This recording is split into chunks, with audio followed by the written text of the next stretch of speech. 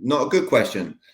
Someone says, I think my house is worth X. This happens a lot in your industry. Yeah. I think my house is worth X. What's the one question? The second someone says, I think my house is worth X, what is the one question that every realtor and every investor asks on the planet to that person? The seller says, I think my house is worth X.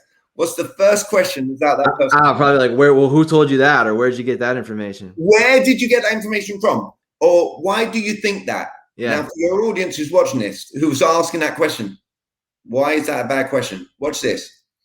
Someone said they think their house is worth X, and you don't necessarily agree with them. All right. And you're asking them why they think it. You've now given them an ability to justify and open up why they believe something to be true, and you have to listen to them. So they're going off on a tangent, selling themselves on a number, and you gave them permission because whoever asks the questions wins conversation. However, the question you asked was amateur because you asked them to sell themselves on something. You only have one option then, Noah. You have to come in afterwards and argue. That's an argument. Yeah. Oh, no, it's not. Right. And And there is an approach you can do, and I'll share it here, and hopefully people can, whether they write it down or play it back. If someone said, I think my house is worth X, I'll be like, I get it. I can see at this moment in time why you could be thinking that way. There's something about your home I haven't shared with you yet. Is it okay if I share something about it with you? And then I'm going to pepper them with these questions. I'm not going to tell them anything. Hey, I pride myself on being professional. Would you believe that I've done this a number of times? I'm nodding my head yes to get them to nod their head yes in front of me. Okay. Even when I say I pride myself on being professional, I've done this a number of times.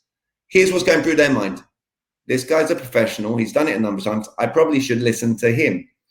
Oh, and by the way, you do want to sell the property fast, right? Yeah.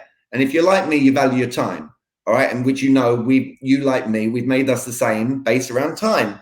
Sure. They're just going along with you. And then you say, I had a whole team of people analyze what's sold within a real small radius of where we're stood right now. And based on what we found out to value your time and get your home sold fast, this is the number that we came up with.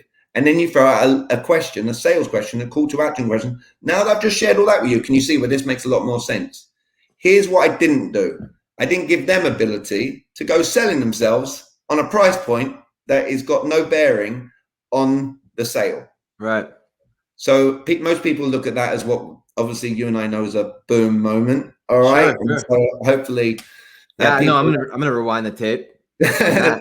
Because that can work not just for agents, but also investors, right? As investors, we meet people all the time. Like that's one of the questions that, and maybe I should sit down with you and have you rewrite my lead sheet. So if the phone rings, there's questions that we ask, and one of them, I'm like kicking myself right now in the gut. I'm like, gosh, one of them that I ask is, if you had to put a number, what do you think your house is worth?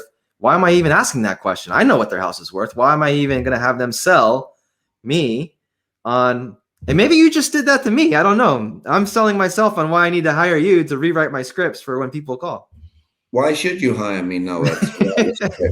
I'm just being cheeky. All right.